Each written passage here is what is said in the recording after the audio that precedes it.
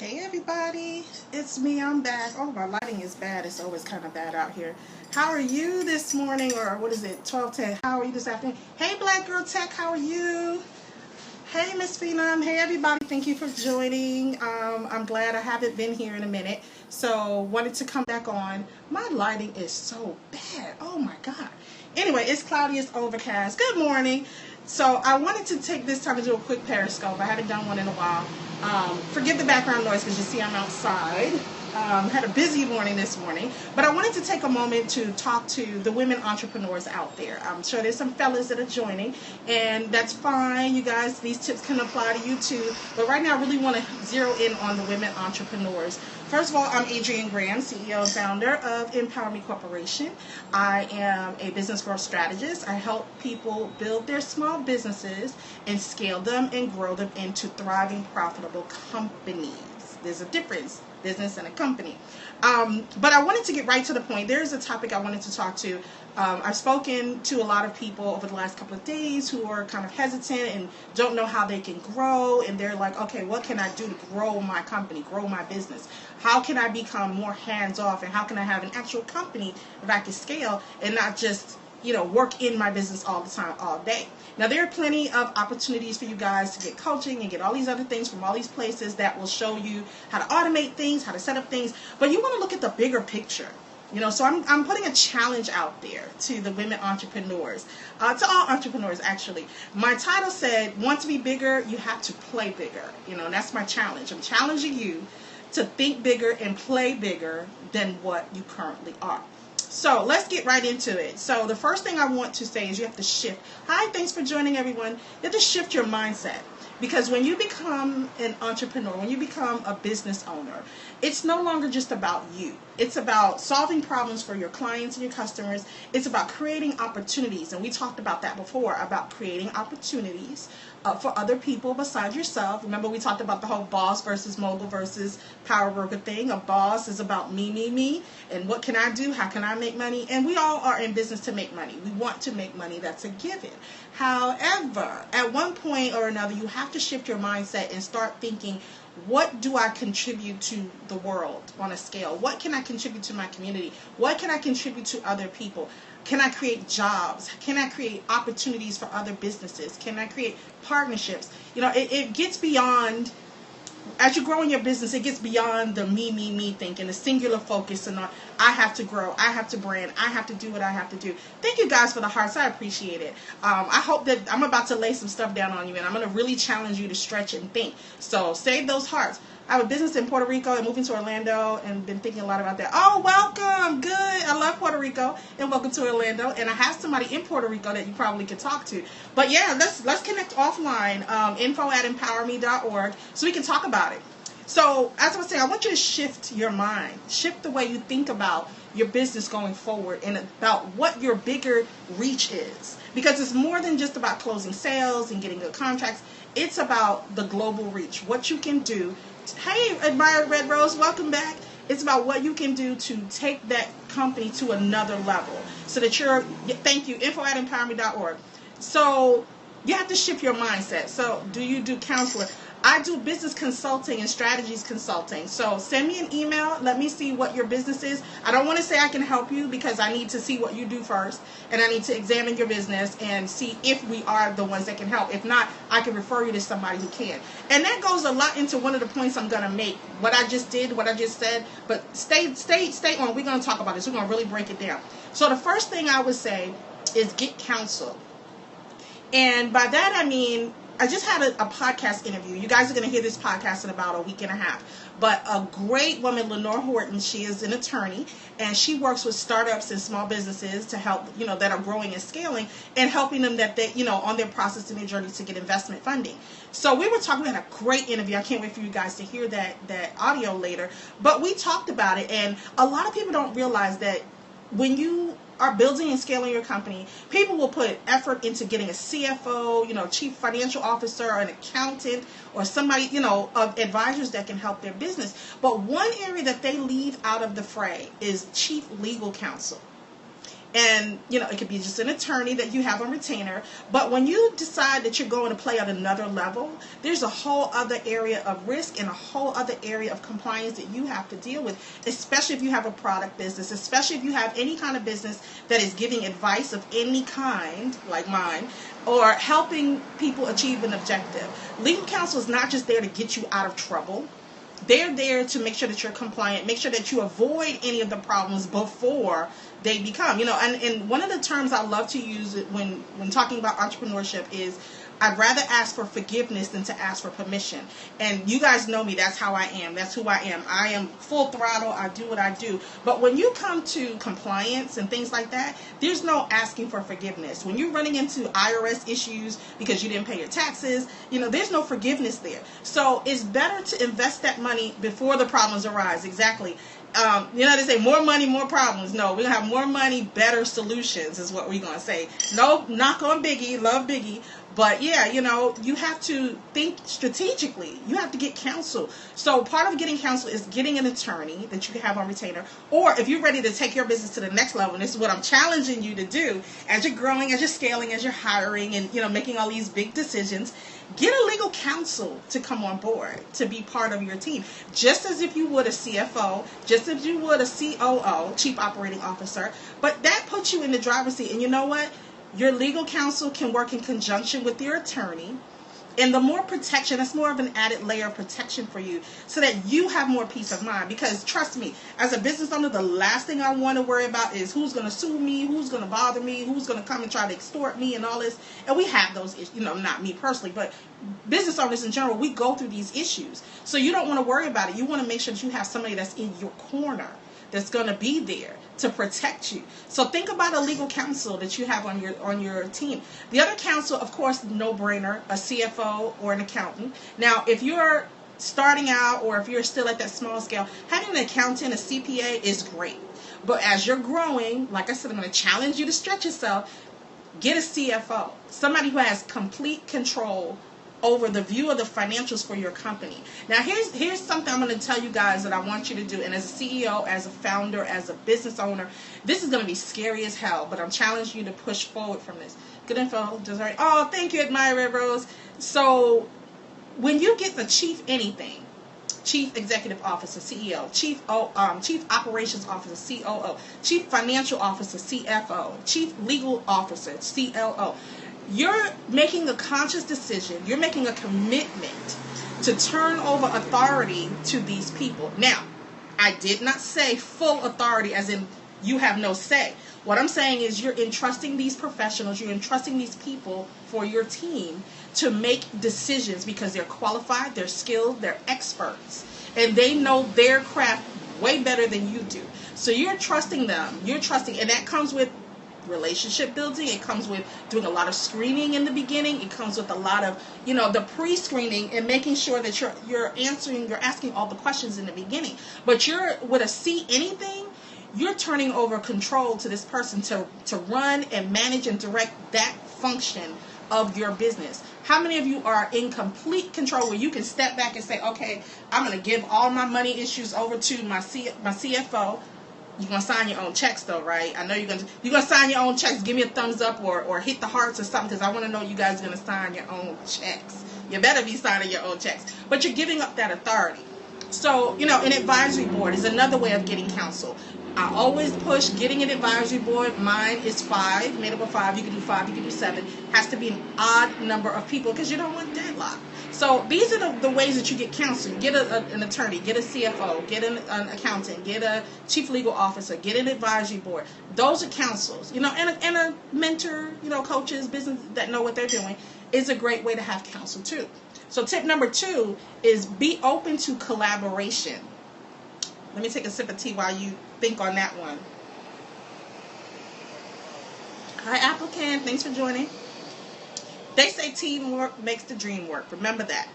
So getting your mind ready to open to collaboration can open so many wonderful doors for you. Remember the story I told you guys about Judy? Judy's not a real person. She's the name I used for a client that I worked with before who had this problem. But remember I told you about Judy? Judy didn't want to collaborate. Judy didn't want to partner with people who targeted the same audience or offered similar or complementary services that she did, and she ended up struggling. Collaboration is the new black, I'm telling you. Will you answer a question? I'll answer questions, but let's try to hold off to the questions to the end because I want to get through these points because I want you all to get this information. But you can post your question and I'll come back to it. As long as it's business related, I will answer any business related questions for you. That's it.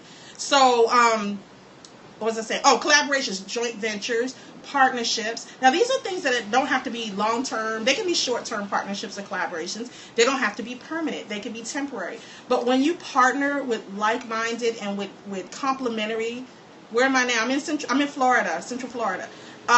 When you partner with similar types of companies that reach your same audience, that expands you, that magnifies you, because you're getting access to their audience, they're getting access to your audience, and you can be able to do more collaborations so you can bring more value and more services to your clients, to their clients, and to the world in whole. So make sure you're open to collaborations. You can do co-ops. I've seen co-ops on a smaller scale. That's where smaller companies can come together and they can offer services to, as a collective. That's what a co-op does.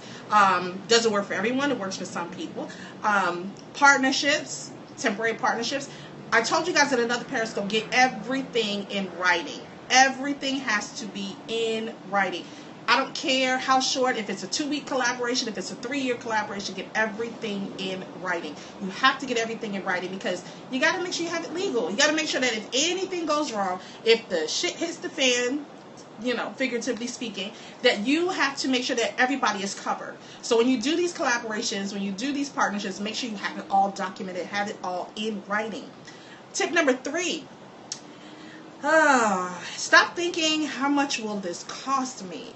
When you're thinking about getting counsel or advice or services or consulting or anything that's going to help you grow your business, stop thinking cost. You need to start thinking about investment and what will this investment bring me in return. A lot of people want to focus on the numbers, and yes, you have to know your numbers, and I tell you guys that I'm not being contradictory. You have to know your numbers and understand your numbers, and you have to set up a budget for certain things. But you need to be able to invest in your business, invest in manufacturing, invest in quality manufacturing, invest in branding, invest in counsel, invest in collaborations, invest in marketing. All of that, you have to invest. Because believe me, if you don't invest in your company, who's going to invest in you? How are you going to, if you won't do something to build up your brand, if you don't do something that's going to increase the value of your company, how do you expect customers to feel comfortable enough to invest their money in you? So you have to start thinking about strategic investments that you make in your business, because that's the only way to really see how you're and where you're going to grow. Make those investments. Let's see. Tip number, what am I? 1, 2, 3. I'm into tip number 4. Plan it, then scale it. Oh my goodness. A lot of people, and I'm one of those people, I've done this before. You talk about it, you write it down, you have books, you have notes. It's like, I'm gonna, and then you don't. Can't do that. Hold on, let me take a sip of my tea again. If you plan it, be prepared to take action and to scale it. Talking about an idea is not the same as executing an idea. Planning an idea and executing an idea that's the next step in it. I'm sorry, my notes, the wind is blowing and my notes are going all over the place. You have to take action. You have to take action, because plans without action is what? A dream. And we all have dreams. I love dreams. I have plenty of dreams. There are a lot of ideas that I want and that I haven't taken action on yet. But there are that I have taken action on. And if you don't take action, you'll never know if you'll be able to achieve that goal that you set for yourself. So make it, bigger and better. Have a plan to scale it, to make it bigger and better. Have a plan to change trajectory a little bit. Have a plan to see how you can go beyond your scope. Now, I always tell people, get in your lane, focus on your lane, narrow your scope, which is great. But don't do so to the detriment of leaving you vulnerable where you can't expand your business. Don't be so singularly focused that once you service everybody that you can, that you no longer are available to service anybody. What I mean by that is, let's say you have a company where you help people set up their bookkeeping. Okay, let's say that, for instance. You set up bookkeeping. That's what you do. Once you set up the bookkeeping, if you don't scale that from there, if you don't plan to offer complementary services or bigger services or the services that take them to the next step, then once you set up their bookkeeping, that's it, one and done. It's transactional. You don't want it to be transactional. You want it to be an ongoing relationship. Now, if your business is transactional, it's a one and done, that's fine too. You can do that. However, you want to have staying power with your company. Make sure that you plan it so that you can scale it, make it bigger and better. And always be thinking about, how can I take my customer's experience to the next level? So plan it and scale it. Worry more, focus on the value, the meat, and the results. I'm going to say that again because the guy just drove by really rude with his truck. Focus on the value you provide, the meat that you give to your customers, and the results that you are producing as a result of you making it bigger and better and planning and scaling. All right, tip number, what are we at? 5? 1, 2, 3, 4, 5. We're at 5. Delegate. Delegate. That's not a dirty word. Hold on. Now, I'm going to talk to the inner control freaks that are out there because I'm a reforming control freak. Okay, maybe a little bit. I do still have a little bit of control tendencies. However, I'm talking to you control freaks that are out there that feel has your stamp of approval. I'm talking to you control freaks out there who feel that, no, I just rather do it myself. It's better. I know what I want and that's it. You cannot grow if you do not delegate. You cannot be a one-person island for the life cycle of your business. You cannot be, and I've said this 1,000 times, the butcher, the baker, the candlestick maker, the dishwasher, the bottle capper. You can't be all of that at once.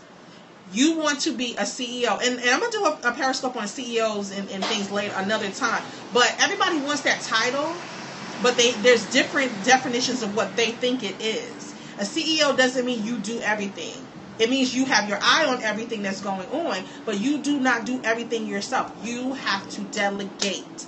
If you trust people enough to hire them or partner with them or bring them on to collaborate with, trust in their vision, trust in their skills, trust that they understand what your goal and your vision is and that they can bring that to fruition. You have to delegate to do that. You got to play big. You got to play big. And I'm not just talking about, and this is not a slam to VAs or anything like this, but I'm not just saying delegate just to a VA. I'm talking about look at your company, map it out in your mind, then map it out on paper and figure out what it is that needs to be done for each moving part of your business. And then I want you to figure out who's the appropriate person. Get an idea in your mind. Who's the appropriate person to slot into there to take care of that? You can delegate to them. Because it shouldn't be you as the owner, as the founder, as the CEO. Delegate. Hands on. Okay? And then the final tip that I have is just point blank. Put up or shut up. There are a lot of times that people will say they're going to do something and for fear or for money or whatever, intimidation or whatever the excuse is, they end up not following through. So I tell people all the time, put your goal out there, put it out there in a big way. You know, a lot of people say, oh, don't share your goals, people be negative and da-da-da. Yeah, that's true, but find yourself a good circle to get involved with and share those goals. Put those goals out there, put them out into the world, put them out into the air and let people know, this is what I'm planning to do, this is what I want to do, this is what I would love to do with my company. And when you put that out there, you will be so surprised how many people give you a hand, how many people are willing to help. Not everybody is selfish. There's a lot of selfish people out there. Yeah, I know. I've encountered a lot of selfish people. But not everybody is selfish. There are people who are rooting for you. But you can't do that if you don't speak on it. You got to speak it into existence. You got to speak on it. You got to put it out there. You know, and you got to put up or shut up. Don't complain because it gets hard. Don't complain because nobody's listening to you or nobody heard you. Don't complain because not everybody, you know, understands your vision. Put it out there and do it big. Do it big. If you're not going to go big, go home. What I say, my t-shirt that I have, go big or go homeless. Put up or shut up. You got to invest in something bigger than yourself. You got to put it out there, and by putting it out there and opening up your vision to other people and asking and receiving help, you got to be receptive. You got to be receptive to the feedback that you get.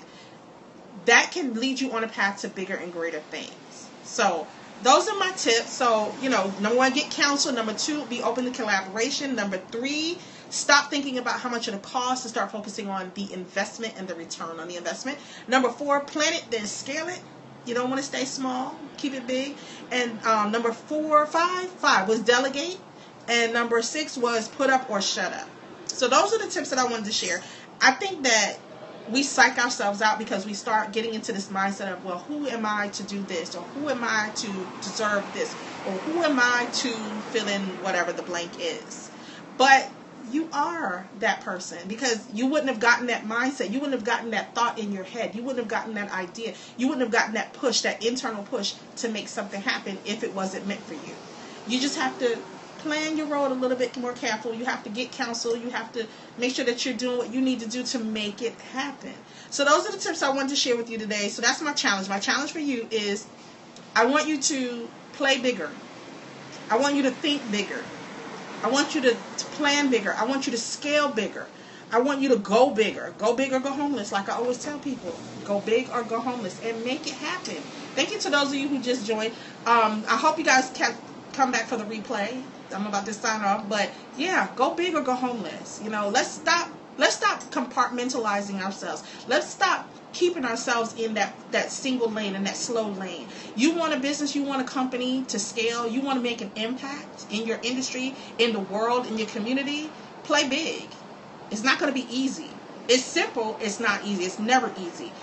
Anything worth having is worth working hard for and getting some bumps and bruises along the way. Fail big, fail publicly, because that is a learning lesson. It'll keep you on that right path. I failed a lot of times. And anybody who doesn't admit or doesn't want to talk about their failures, I'd be suspect of that. That's the way you keep learning and growing and evolving. Fail big, fail fast, make it happen, adjust. You're welcome. Adjust and shift and make it happen. So it starts with one foot in front of the other. So today, I'm challenging you.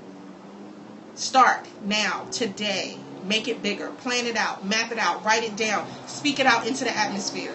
Talk to a counsel about it. But do something. Move. Take action. I'm Adrienne Graham, CEO and founder of Empower Me Corporation, and I am at empowerme.org. Make sure you check us out. Leave some comments. If you want a free discovery session, I do 15-minute discovery sessions. You may be able to work with me, you may be not. It depends. It all depends on your goals and where you are now and what you plan to do. You can send me email at info@empowerme.org, or simply follow me at talentdiva. Use the hashtag MobileChicksChat, and of course I'll be able to respond to you quickly, and we'll do it. So I'll see you guys next time on the next Mobile Chicks Chat. Thanks for the love and the support, and thanks for tuning in. And I'm about to get inside before it starts running, and I'm going to finish my cup of tea and get back to work. So take care, everybody. Bye-bye.